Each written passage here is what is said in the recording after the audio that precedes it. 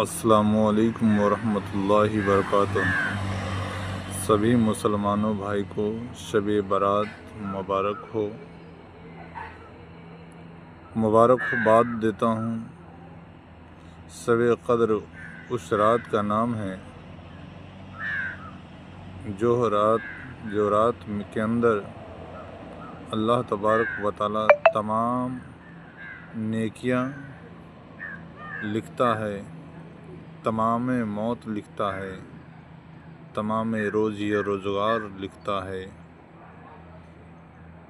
کسے مرنا ہے کسے زندہ رہنا ہے، اللہ تبارک و تعالی اس نیکیوں کو لکھتا ہے۔ تو ہمیں اور آپ کو چاہیے کہ آج کی رات سب سے زیادہ عبادت کرے، اور جو مسلمان کچھ نہیں پڑھ سکتا ہے، قرآن پاک نہیں پڑھ سکتا ہے، تو صرف اتنا پڑھ لے،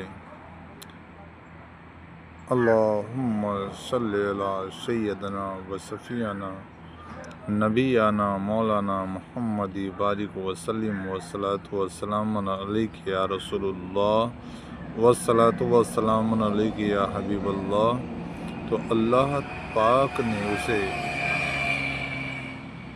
گھر میں رحمت کو فرشتہ بھیجتا ہے، اور جو درود پڑھنے والے کو جب نیکیاں لکھ دیا جاتا ہے تو فرشتوں اللہ تبارک و تعالیٰ کی بارگاہ میں جائے گا اور پوچھے گا، اے پاک پروردگار عالم، یہ بندہ تیرے محبوب پہ درود پاک بھیجا ہے، اسے تو نے کیا نیکیاں عطا فرمائے گا؟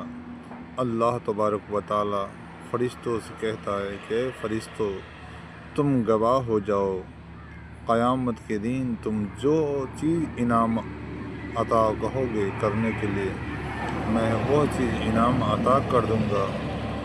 سبحان اللہ۔ اے اللہ، تمام انسانوں کو دل میں قرآن پاک کی تو جذبہ عطا فرما دے۔